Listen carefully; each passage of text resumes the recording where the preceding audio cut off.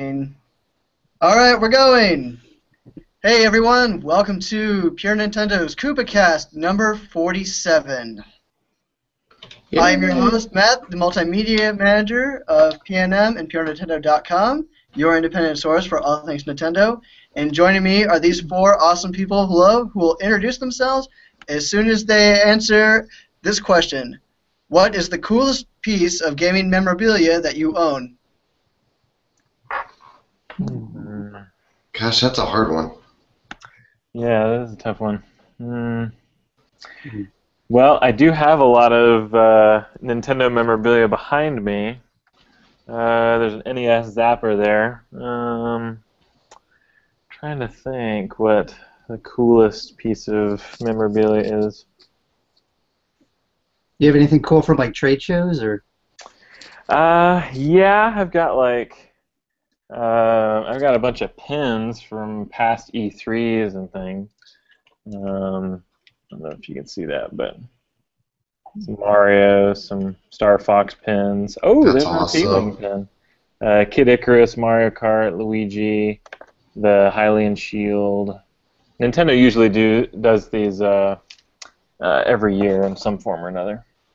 That's cool. They did the Nintendo Land ones a couple years ago. But, yeah, I can't think of anything in particular. I've got Game & Watch Ball, but that was a Club Nintendo reissue, so not an original. Yeah. But who are you, by the way? You what? I said, who are you, by the way? You didn't introduce yourself.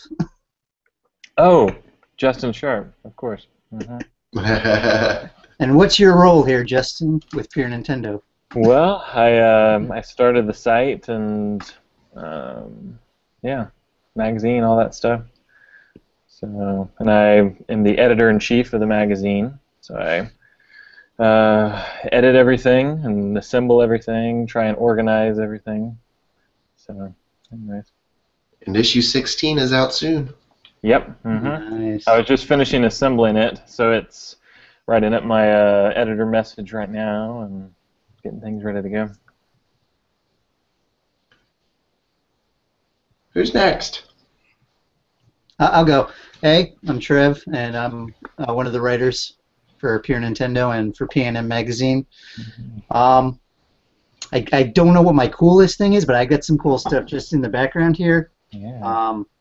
That's a box, ROB NES from 1985, and actually complete. It's got came with a gray zapper, a boxed gyromite, and the ROB does work. You can't really see him. He's over there in the corner.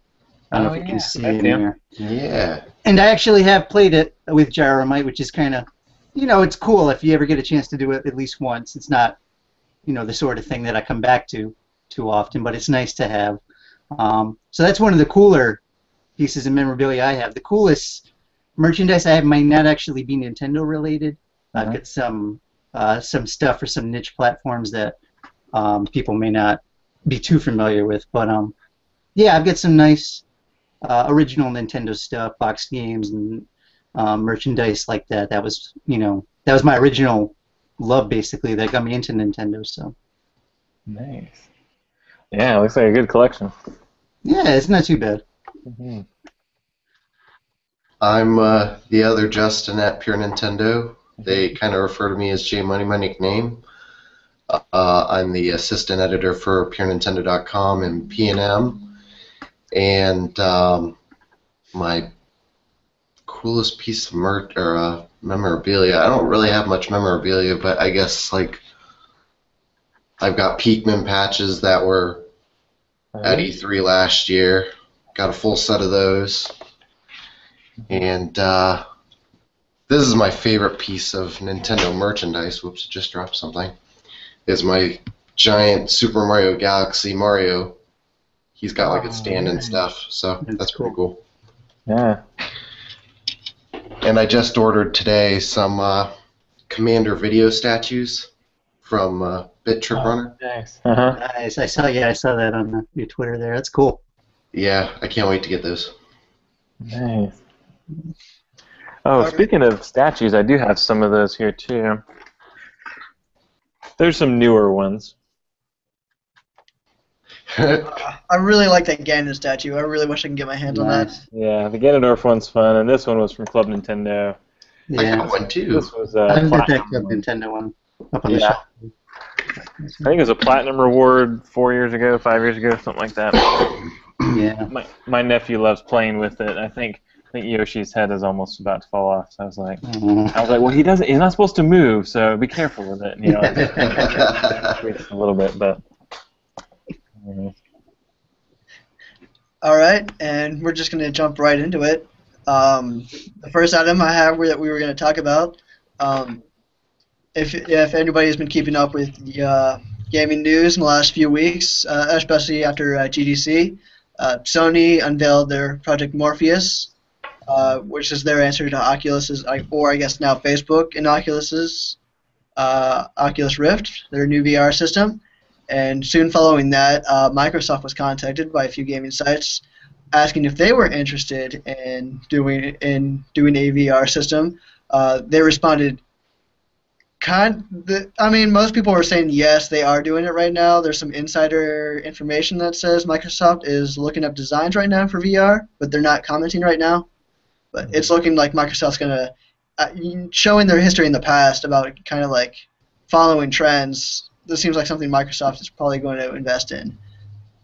Now, we kind of sort of got, Nintendo's answer yesterday with their April Fool's thing about their own VR system, virtual U. So we can see how seriously they're considering a virtual system. But my question to you still is, should Nintendo consider maybe adapting a VR system in the future? Well, I think Nintendo might be a little wary after the whole Virtual Boy fiasco. But even if that's the way the industry went, was more like virtual reality, VR headsets, whatever, I don't know that Nintendo would necessarily follow that. It might be something that they consider, but Nintendo's always kind of gone their own way, done their own thing, did whatever they wanted to do. So I'm not sure just because the industry is going toward VR that Nintendo might do that. And I'm not sure that's necessarily the right move for Nintendo just because of that fact, is because they're not used to following what the industry does. They kind of do their own thing. But I don't know, it kind of, I guess, remains to be seen, especially with like the sales of the Wii U, how they're still not really all that great. Maybe they may start to try and follow more closely market trends. I don't know. Mm-hmm. Yeah, I mean, Nintendo, as a rule, tend to be the ones who set the trends. I know, like, it's easy to look at the Wii U and say they were late to jump on with HD or online, but more often than not, it's Nintendo who's establishing trends that others follow. Mm-hmm. If you look at their history, like Jay Money said with the Virtual Boy, I think maybe, I don't know how practical that is emulation wise. I would love to see like some of the VB games get reworked for the 3DS. Yeah. And kind of see how people responded to that. I don't know if that's practical or realistic, but that would be something I'd like to see. I don't know. Who knows what the future holds. For right now, I think their focus really needs to be almost solely on Wii U. 3DS is fine at this point, and it's got enough support, third party or whatever. But I think Wii U, focus on that. Focus how to use the gamepad more. Focus on the here and now. Get the installed base driven up, and then they can entertain ideas like that. I guess I would watch and see, what their comments are, because Nintendo will compliment something if they like it. I remember Miyamoto. You guys remember the iToy for the PlayStation? Mm-hmm. It wasn't that great, but I remember Miyamoto was complimentary of that. He liked the idea behind it, even though Sony didn't do an awful lot with it. Mm-hmm. So I'll be interested to see, as things develop, if Nintendo has just favorable words, for it. Mm-hmm. Yeah, it'll be interesting. When I first saw the VR headset for Sony, I don't know. I kind of see the VR thing as a little bit of a fad right now, but you know, maybe in 5 years people will look back and like, oh, you were so dumb. It's the future, you know. But I don't know. I see just, you know, Sony's implementation of 3D on the PS3. You know, there are several games that support 3D output on the PS3 even, where they've got I think like Wipeout and some of those games have 3D capability, but it was very, very limited. And I don't know, look at the Move controller that Sony came out as a result of the Wii. I mean, you know, maybe 15% of the games use support the Move controller, maybe less. I really think like even the VR stuff, I mean, how many games did they really even show off that, you know, could take advantage of it? I don't know. I think until we get to a certain point where it's more immersive, it can track your hands. Like if you're looking around and looking at your body, you know, it could simulate all of that. Right now, it's essentially head tracking with a screen attached to your face. And I don't know. As being a Star Trek fan, I'm waiting for the holodeck. So, you know, anything less than the holodeck is just like that's pretty silly. I don't know. When I was a kid, VR always sounded really cool, but I don't know. I see it almost as it's going to be hard to implement a lot of the games that we enjoy today using it. So. Well, and with like you're saying, it's still like real early. Like Oculus is no more than a year old or whatever.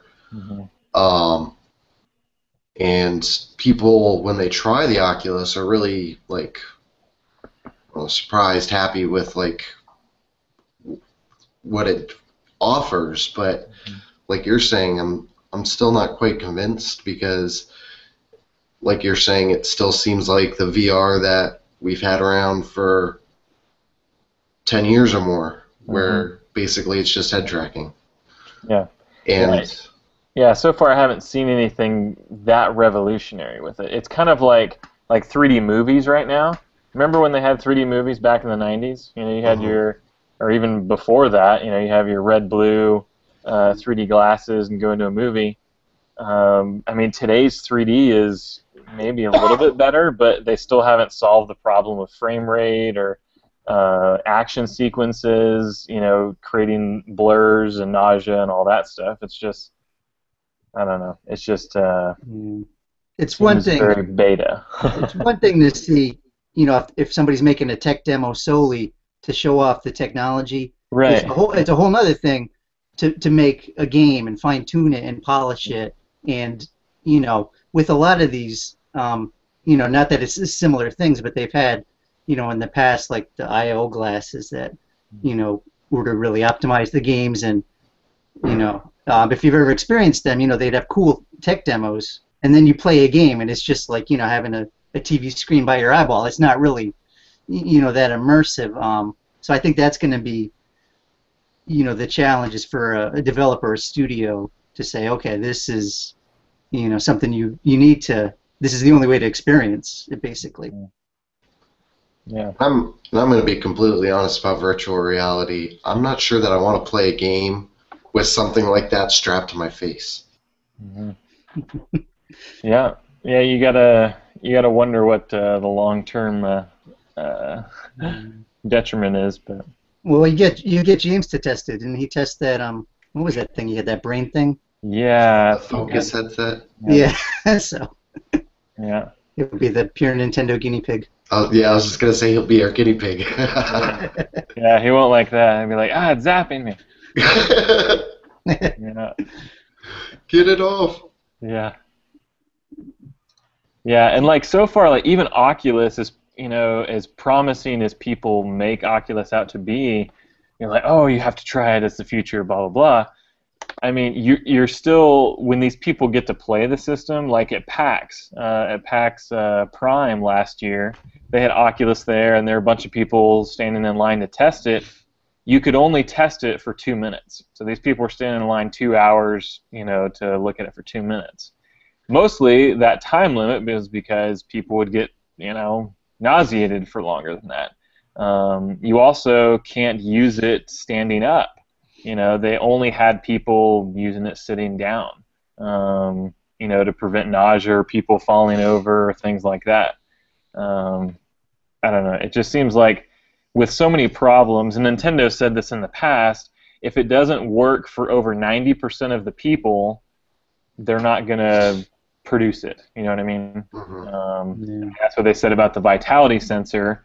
Their results when they were testing it with, whoever they bring in to test their hardware, it just wasn't consistent enough. So if it's not giving consistent feedback or consistent results, then it's just not viable. So. And not to get off track, but I wonder if that's why they never really said anything else about the vitality sensors. They just couldn't get it to work quite right.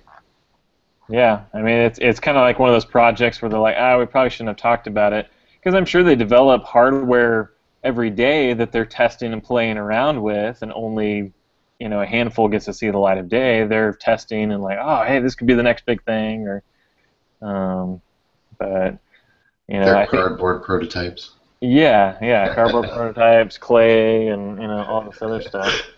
I imagine it's kind of like Q's lab from James Bond, so just a bunch of geeks in there playing with different gadgets and things. But anyways. All right, and we're just going to move on from virtual reality to virtual console. If everybody looks, tomorrow will be the first day that a series of GBA games will be out on the Wii U's virtual console. Mm-hmm. So I just wanted to grab a quick poll of everybody if there's any games that they're just immediately going to pick up. I believe Metroid Fusion is scheduled for tomorrow, slated for tomorrow. What else? I believe, Advance Wars, right? Advance Wars is tomorrow. Advance Wars. I think they have F-Zero Maximum Velocity, I think, later in the month. Was it Mario and Luigi? Superstar Saga? Yeah, that's coming out. Yep. So, are any of those ones that you guys are just immediately going to pick up? I'll probably end up picking up Advance Wars. I never really played much Advance Wars. My brother had it, and I kind of fiddled with it a little bit, but I really enjoyed playing. Mm-hmm. So I think I'll pick it up just so I can actually play through the game.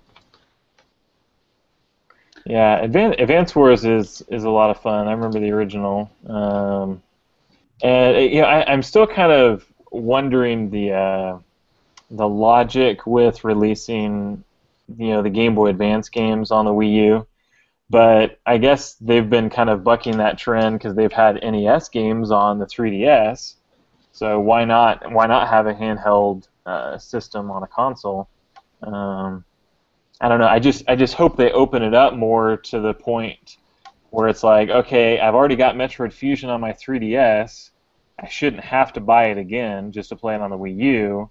Mm-hmm. I've got the game. Hey, just let me download it on the Wii U as well. And I think that's what some people complain about with an account system. It's like, hey, if I buy an app on my iPhone, I don't have to re-buy the app on the iPad. If it's a universal app and it's formatted to run on iPad or iPhone, you just pay for it once and you can download it on the iPad. And that's because of the inherent baseline operating system. The Wii U and 3DS are very different architectures. So, but I hope that they unify things a little bit better, because right now it's just very inconsistent. Not only is the Virtual Console inconsistent on releases on the Wii U, but it's also inconsistent as far as platforms. It's like, oh, okay, we'll release a few Super Nintendo titles here. Oh, instead of 64, we're going to jump to Game Boy Advance. The logic escapes me at times. But. They just seem to be focusing on sprite-based games. I mean, that's as far as just the tying edge to all of that. Mm-hmm. Each of the GBA, that was technically when it was coming out, it was touted as this is going to be like the Super Nintendo but in your hands. Mm-hmm. So I guess they're just experimenting or just keeping with the sprites first before they're more confident in going to the polygon stuff, or 64-bit and higher, I guess. I do think having the Game Boy Advance games on the Wii U, to an extent, I don't think it's going to necessarily bring in new users, but for the people who already have a Wii U and they see, you know, Mario Kart 8 and you know, and then this kind of gap, this drought, it's something to tide them over. You know, realistically, if they were 3DS or Wii U, 9 out of 10 people would probably download it on the 3DS. Not just because there's more 3DS owners, but because it makes sense to have a handheld on a handheld. I was kind of hoping, and you know, this was sort of, I guess, far-fetched, but I was kind of hoping this would have been a chance for them to slowly integrate some kind of a cross-buy thing. Like, all right, these are only going to be on Wii U, but if you download them on Wii U, you know, pay $1 and we'll let you play it on your 3DS or something like that. You know, I agree with Justin. They really need to get on the ball on that, because at this stage, now we're in 2014, it's, you know, it's embarrassing. You know, the critics call them out on it, and rightfully so. I mean, I love Nintendo, but I can't defend that. But anyway, to answer your question, Matt, I'll probably pick up Metroid Fusion. I haven't. It's been years since I played that. I used to have that for my Advance. But yeah, I guess. Yeah, that'd probably be my only day one. I'm hoping they maybe have some sales once the initial thrill of having Game Boy Advance games, you know, wears off. I hope they have some sales, and I also hope that there's kind of a steady flow of releases, because it's really, you know, selection isn't the only concern. It's a lot of times, you know, a week goes by and you get one VC release. So I hope, you know, this first month is a sign of things to come. Yeah. Yeah, and like the whole cross-buy thing, I kind of had like the same thoughts. Is like if you buy it on the Wii, you pay just a tiny bit more and you can play it on another console. Yeah. Yeah. Were any of you guys 3DS ambassadors? You got 3DS No. on? Sure. No, Okay. I was not. I almost actually, I think Walmart broke the price. I think they had the sale price like the day before, and I almost grabbed one just so I could get it at like $169 and get the games, but I ended up not doing it. I kind of wish I did. Yeah, they well, with the ambassador games, a lot of people don't know it, but they gave you 10 Game Boy Advance games and 10 NES games, I believe. And the 10 Game Boy Advance games weren't even available for other people to buy for the longest time. And some of them may still not be able, I'm not sure, but one of those games was Metroid Fusion. So I have Metroid Fusion on the 3DS. I have Superstar Saga on the 3DS. Oh, wow. I have F-Zero Maximum Velocity. Like, pretty much all of the launch titles for this Game Boy Advance on Wii U initiative were already released on the Ambassador program for the 3DS. So, I don't know. That's where it kind of gets me. It's like, I'm probably not going to get Metroid Fusion. I love the game, but I did play it just, 2 years ago when I got it on the 3DS. So now, if they did eventually do like they have with the Wii U, if you own the game on the Wii U version, is $1 or $1.50. That's at least a little more compelling. But I don't see myself, getting the games at least at launch. But let me ask you, Justin, since you have them though, does the thought of, because the Ambassador games, they're not like optimized with like restore points or things like that. Is that any draw? I think they are. Oh, really? Let me double check my 3DS here. Because I didn't think they were set up for like. What they did was when they originally released, a lot of them didn't have the restore points. But later on, they did updates, and on the 3DS, you can go in the settings and you can update your apps or your games. But they updated a lot of them. I know they updated a lot of the NES ones. I'll have to double check here on the Game Boy Advance ones. Here. Like the NES, I can make sense because then they re-released that to the public. I didn't know with the Game Boy games, since they're just now becoming, available, if they were, how it would be set up. Yeah. I've got Mario Kart Super Circuit, Metroid Fusion, Mario versus Donkey Kong. So maybe it wasn't Superstar Saga. Yoshi's Island 3, F-Zero Maximum Velocity. Let me load up Metroid Fusion here. I don't like how like Nintendo kind of almost pigeonholes themselves as far as Virtual Console too. I know that they kind of want to let people know what's coming. Like, okay, we're going to do Super Nintendo and Game Boy Advance, but I kind of want to see like a whole wide range of different console titles coming, old console titles coming to the Virtual Console. Yeah. And they shot themselves in the. Oh, I'm sorry. Go ahead. Oh, sorry, Trevor. Yeah, you're right. It's not optimized. So Metroid Fusion, there's no restore points or anything like that. You hit the home button, it closes the software, but it basically just has essentially one restore point wherever you picked up last in the game. But it's not as big of a deal to me because most handheld games had a decent way of saving, from the Game Boy Advance and up. Game Boy Color, Game Boy games, you were dealing with still code systems, but anyways. Just to add to what J Money was saying, too, I think Nintendo brought a lot of the Virtual Console grief on themselves because they set the standards high. Because when the Wii launched, there was for the first 3-4 years there was a steady selection of great games. Oh yeah. And they were adding games to even niche stuff like the Commodore 64 in Japan, the MSX. I mean there was there was too much any given week to buy, and then in 2011 or whatever slowly kind of faded off. So when you set the standard that high and then drop as low as they have with the Wii U and it's they brought it on themselves. Yeah, they set a precedent that maybe was too lofty. They set our expectations really high, but hey, anything less than that, it's disappointing. But well, and even if they could do something like, hey, we're gonna have GameCube titles on the Virtual Console, because I mean, I missed out on the GameCube completely. I've never played any GameCube games. So to have those on a Virtual Console for me would be incredible. And like with 64, I mean the fact that 64 games aren't there is a little silly. It's like, okay, the Wii can handle 64 games. We know the Wii U can do 64 games. Now GameCube games may be a little more difficult. That's understandable, I guess, but you got to be able to do 64 games, and I don't know. That's true. And if they did release 64, I mean, who wouldn't take their Wii library and spend $1 or $2 and transfer the games to play them on the gamepad? Oh yeah.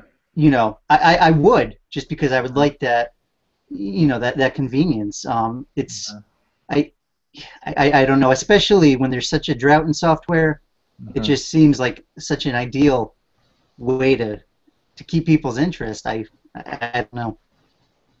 Yeah, and you've got the what was it? One of the updates added the ability to use the gamepad in the Wii mode, right? So you can play Xenoblade, but part of the problem is you can't use the controls on the gamepad. You're essentially just using it as a screen, and you've got your Wii Remote Nunchuck or whatever controller, but at that point, if they had,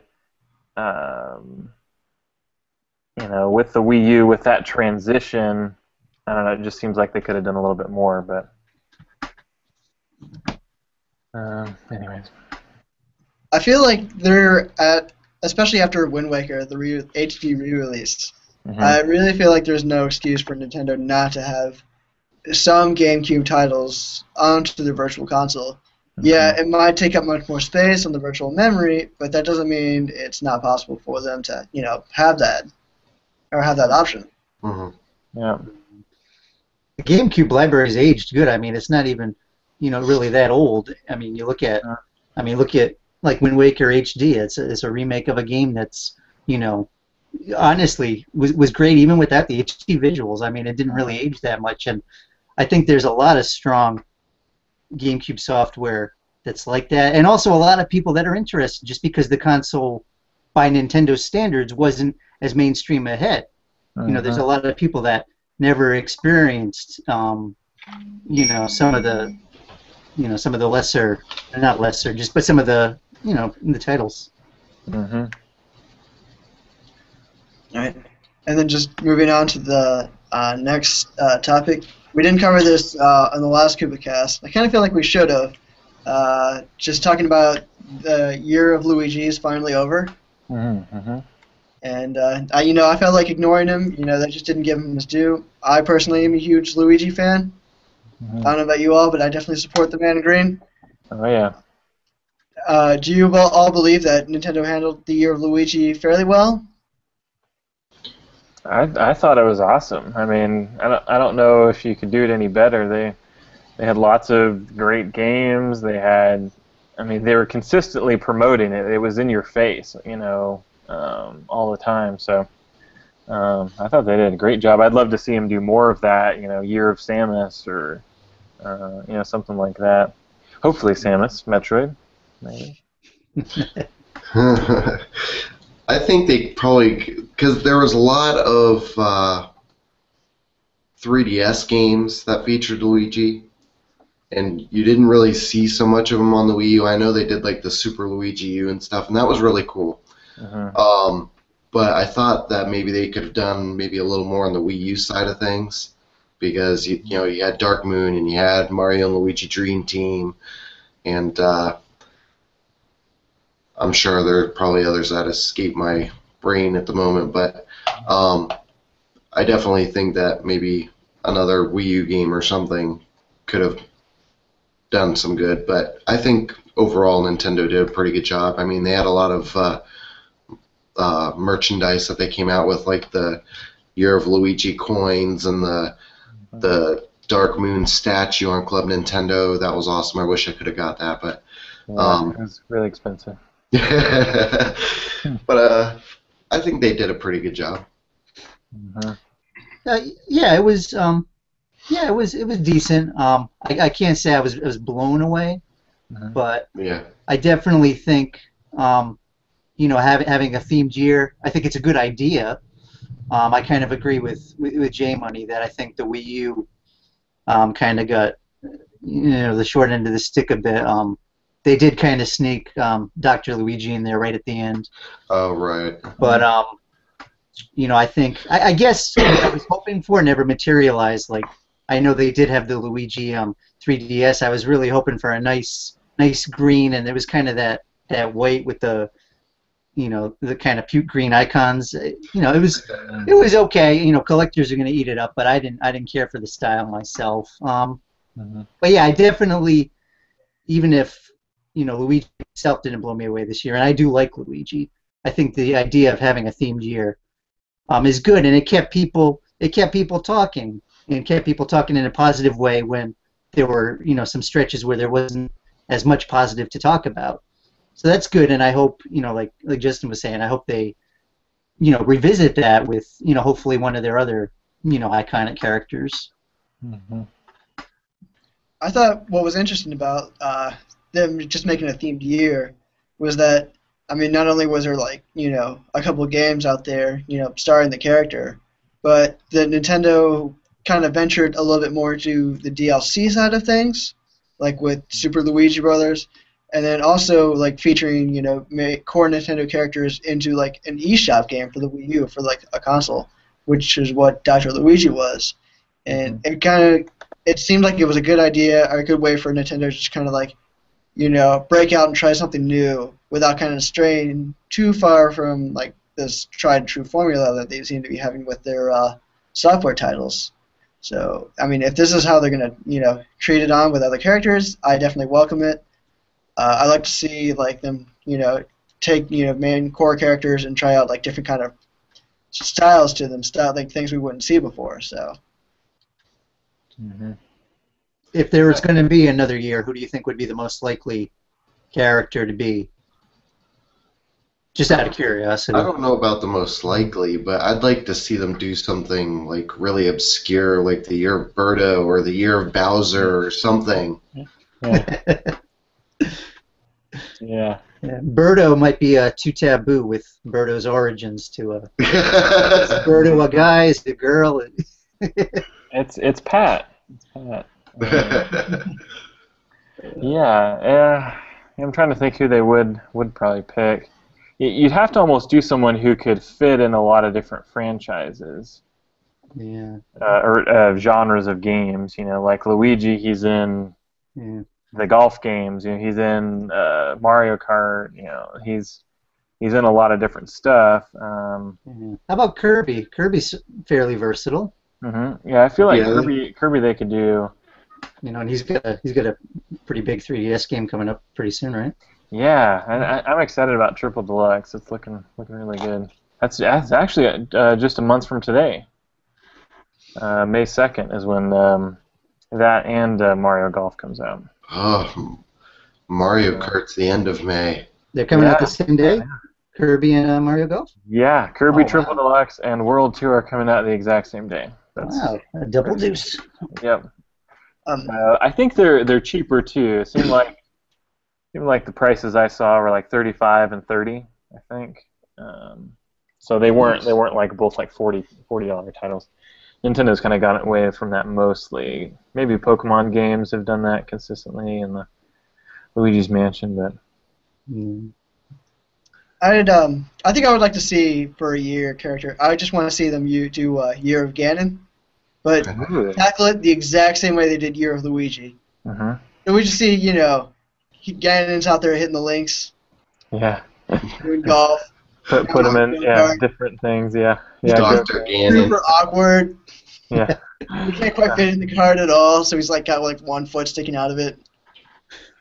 You could do, since they did Link's crossbow training, you could do like Ganon's, some sort of a play off of that, kind of like they did with Mario and Light Dr. orb Mario and throwing Dr. game.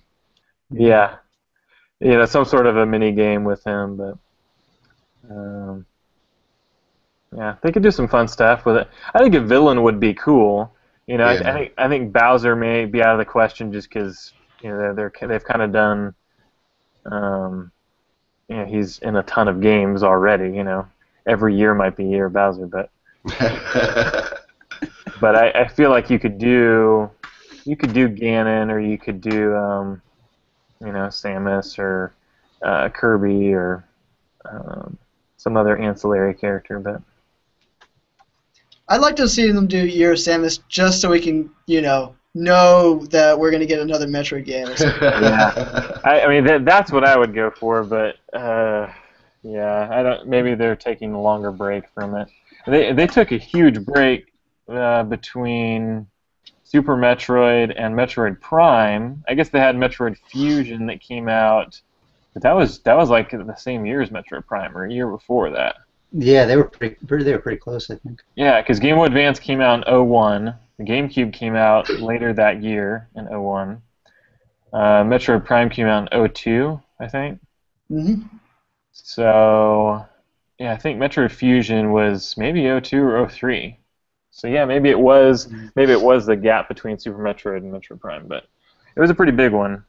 Hopefully it doesn't completely skip the system, but maybe if Fusion sells like hotcakes once it becomes available. yeah, that'll tell them. Or maybe with the Miiverse community for it, people will make some nice artwork, some nice posts, and get Nintendo's cage rattled. Yeah, we know Nintendo looks at Miiverse because that was kind of the the catalyst for Earthbound, if I'm not mistaken. So. Mm-hmm. I'd love it if they did just a Metroid community. They'll have the Metroid Fusion community, but I think they almost need to have one for each franchise. Have a whole Mario community. That would be awesome. They've got the Zelda community. Do a whole Metroid community. People would eat that up. Yeah, they would.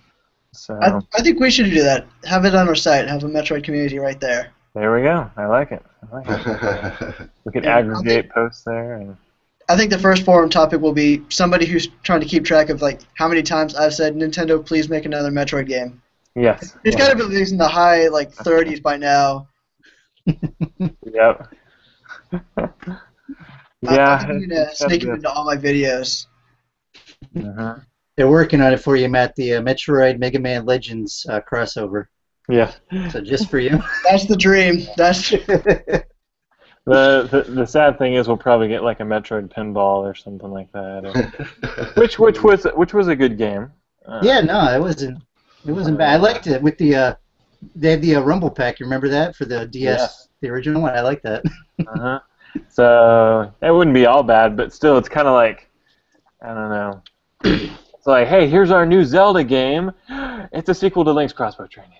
You know? It's like, yeah, it's okay, yeah, all right. Or I guess what was the Dynasty Warriors? yeah, Hyrule Warriors. That's yeah. still in production.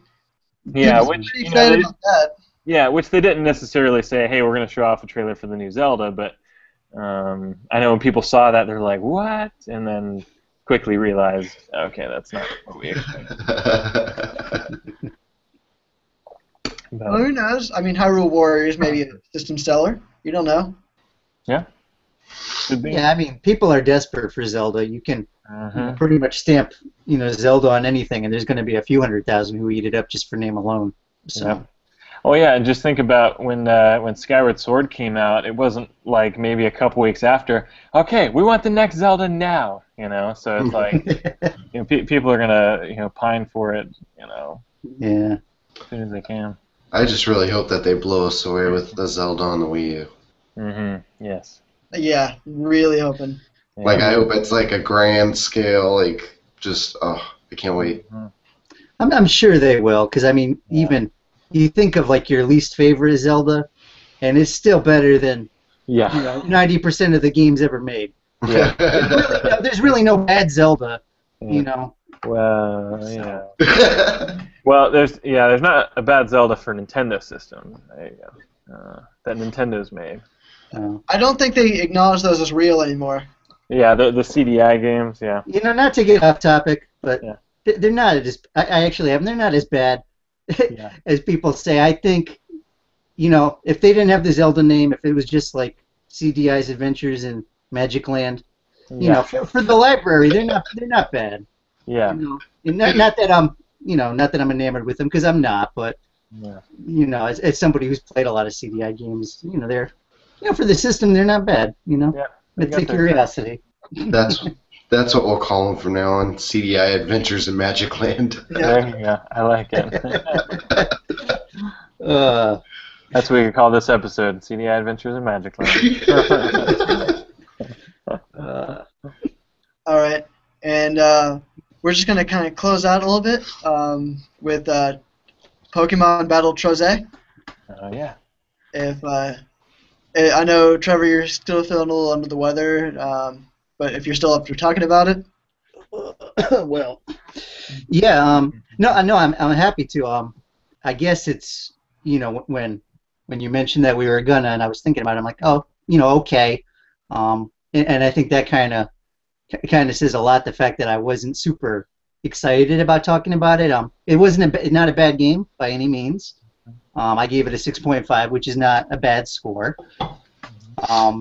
But from my perspective, and I think I said it in the review, I felt like it was sort of a waste of the license. People love Pokemon, and I think if you eat, breathe, drink Pokemon, you're going to want that, just to be able to to see all 700 whatever there are. But it's a match 3 game, and I like match 3 games, but I don't think there's too many people who are sitting home clamoring saying, boy, I hope there's another match 3 game coming. There's an awful lot of them. And at this stage, when I've played so many, I really want to see something unique, a unique hook. And in fairness to Pokemon, it did have some unique aspects with the control and Pokemon dropping down into the playfield and whatnot. But one of the most telling factors for me, if I review a game, is after I post a review, how quickly do I go back and play the game? If it's a great game, I'll go back to it right away. In the case of Pokemon Link Battle or Battle Trezzy, I went back to it when you said that we were going to talk about it. I'm like, all right. Not a bad game by any means, but unless you're a rabid fan of both Pokemon and match 3 games, I think it's a little bit underwhelming. Especially, I think it's $8, and that's not expensive, but there's a lot of better 3DS games they can get for even $2. Mm-hmm. Well, that's pretty expensive for a match 3 game too. Yeah. I mean, I was annoyed. They only had one profile. Like, I went to have my wife play it, and she's like, "How do I set up?" And I'm like, Yeah. "Oh, you got to play off me." Yeah. And that kind of told me something too, because she likes this type of games, but she's not familiar with Pokemon, and she's like, when am I matching up? Because a lot of the premise around it is, you match 3 and it's going to do damage, but ideally, you want to match the Pokemon that's best suited, to defeat the other one. So really, you want to have knowledge of the series, more knowledge than I had. It's best for somebody who's played each entry, religiously. So it's okay, and I hope the score didn't annoy, Pokemon fans. But I think if you read the reviews, they're kind of mixed. 6.5 isn't bad though. I mean, that's kind of average, more kind of like lower end of average, but people get so hung up on review scores. Oh yeah. Mm-hmm. And we only use the top 50% of review scores. If you do 5 and below, it's like it's not even a a score anymore now. Yeah. Well, and I usually don't get too low unless a game's like really terrible. I mean, it's gotta be pretty bad to score below a 5. Yeah, exactly. So if Pokemon was called CDI's Match 3 Adventures, I think a lot of critics would have gave it an average score. I really think it's, that name kind of, I think, maybe blinds people to the fact, that it's a fairly average game overall. I don't know. Well, for that type of game, a match 3 game, I definitely wouldn't have shelled out $8 or $9 for it or whatever it costs. Because I mean, you can get stuff for free on your mobile or whatever. Your mobile device. No online multiplayer either, which I think was kind of a surprised me too. So.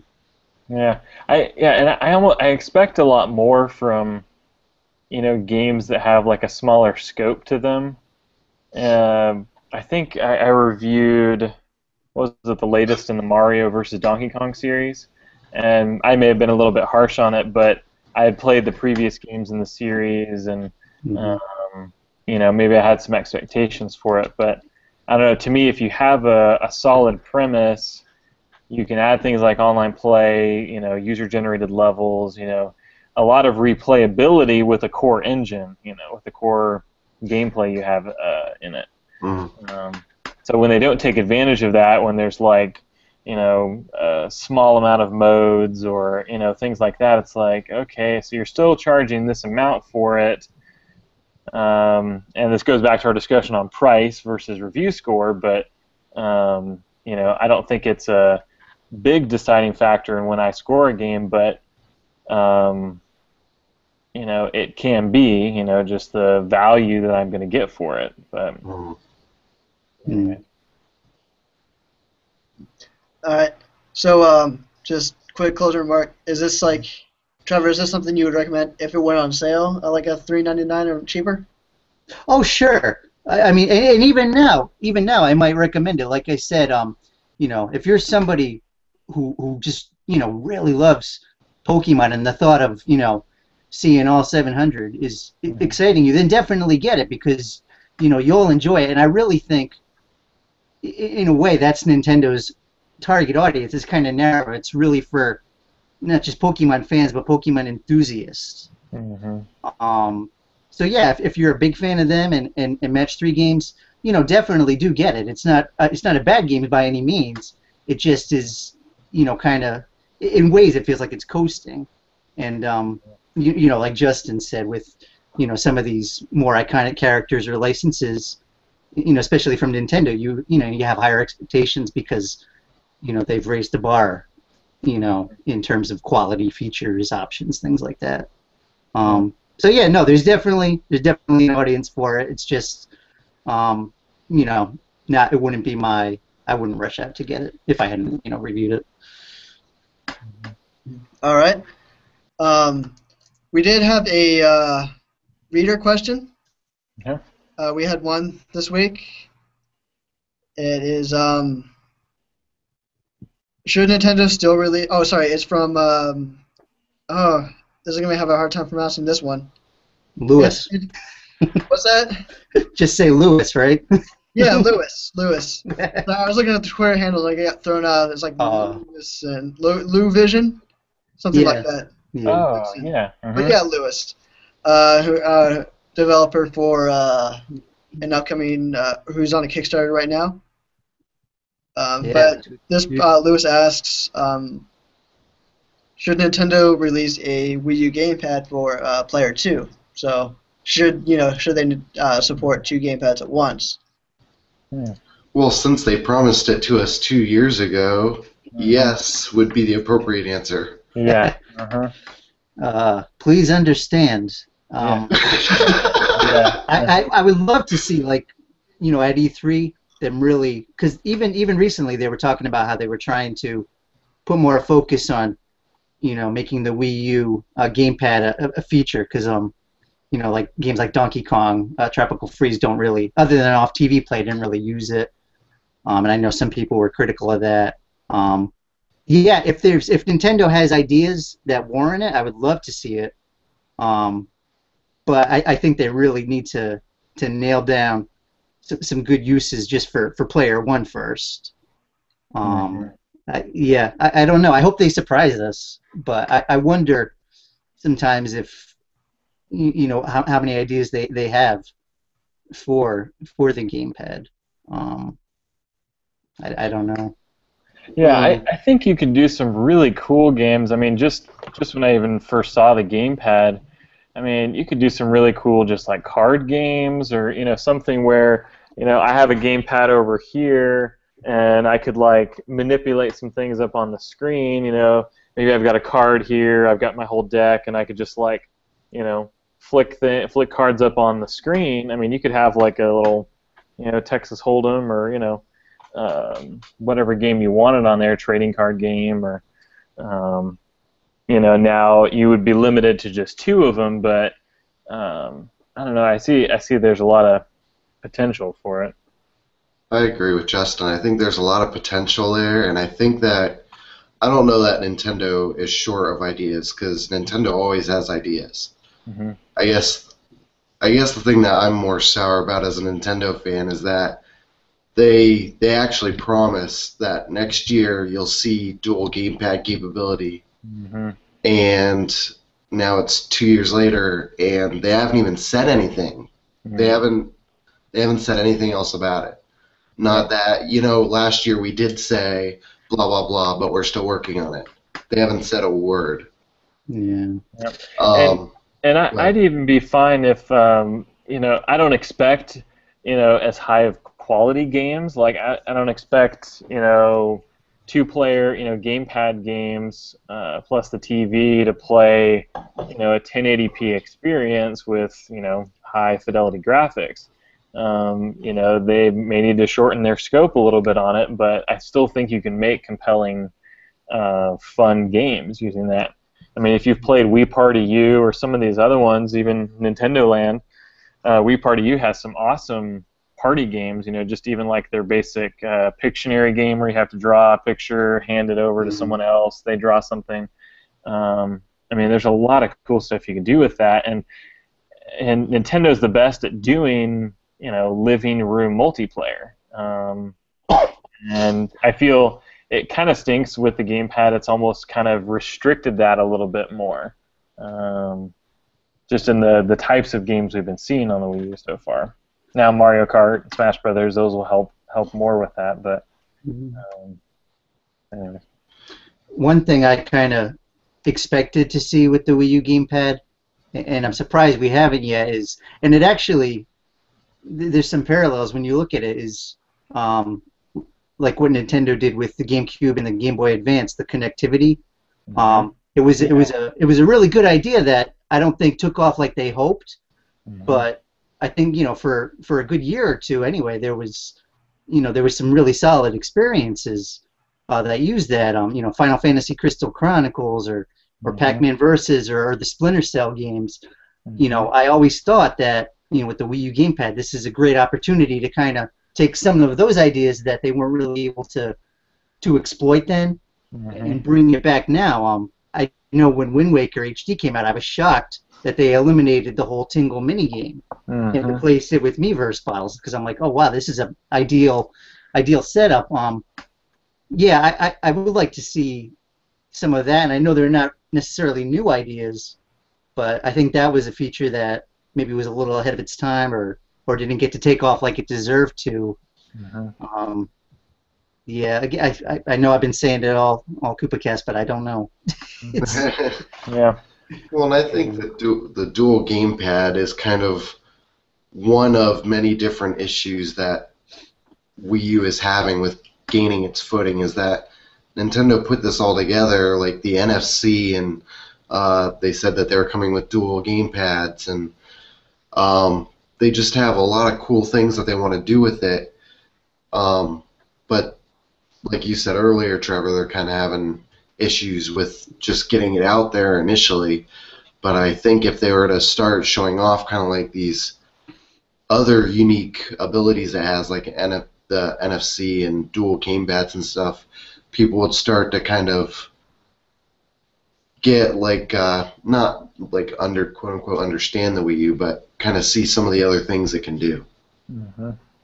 Yeah, that's a good point with the the NFC, because what if they what did they have, the Pokemon Rumble? Well, they even said that they're going to have NFC at E3, but because of the dual gamepad promise, I'm very skeptical of seeing anything NFC related at E3 this year. Yeah. And what would that do for cost too? Like dual gamepads. I mean, that's something to consider too. Well, they would have to release a price for the gamepad by itself, essentially. I think before they said they run, well, as far as replacement, they run like about $100. So that's not cheap. Yeah, and Nintendo even said about the NFC is that they would have multiple proposals for NFC at E3. So it sounded like they would have not just one title, but maybe they'll blow us away. Yeah. Maybe. Well, there's usually a few interesting announcements, so... Oh, yeah. Nintendo always surprises, and we'll, I'm sure in Koopa Kast leading up to E3, I'm sure we'll hear just enough to pique our interest, but there will still be 90% that is unknown. It's like an iceberg, you got, oh, yeah, we're going to talk about this and this. Oh, at E3, here's this whole game you didn't even know about, or, It's like, you wanted us to bring back Kid Icarus or, this. We've got this whole other franchise. And it's like, here it is, Gyromite Battles, or, I mean, regardless, like every E3 I go there and there's some game or franchise where I was like, oh, awesome, cool, and, like Excite Truck. I remember that when they first showed off Excite Truck for the Wii, I was like, oh, I remember the Excite Pipe games. I mean, they usually always have some sort of game like that up their sleeve where they're like, oh, no one's expecting this, we haven't talked about it, but oh, here it is, it's coming out in 5 months. Or like Wii Fit Trainer and Super Smash Brothers. I do think it's high time for a Nintendo Direct, though. Yeah, a lot of people have been like, where's our Nintendo Direct? Because there wasn't one all March, and it's April now, so... But, maybe they're planning on just having one Direct before E3. That kind of leads into E3, so maybe have it mid-late April, and that way it's just about a month until E3. But, all right. Go ahead. Sorry, I just gonna have to cut you off here because we're about to hit the hour here. So. Yeah, we are. I'm gonna go ahead and thank everybody here for joining me for calling in on this Koopa Kast. So Justin, J Money, Trevor, thank you very much. Anybody who's listening, thank you for listening in. If you have any questions for our Koopa Kast, you can email them to podcast@purenintendo.com. You can also leave comments on our Koopa Kast post that we put up in advance of our every Koopa Kast. If you want to follow us on Twitter, each of our Twitter handlers are on our staff profile page, so you can check those out. If you want to take a look at Trev's Pokemon Troze review, that's up on our site as well. And one more thing, of course. This is the last few days on our Around the World of We Fit You in 88 Days contest. Yeah. We have 2 more days before everybody has to turn all their stuff in. Midnight Friday, Pacific Standard Time.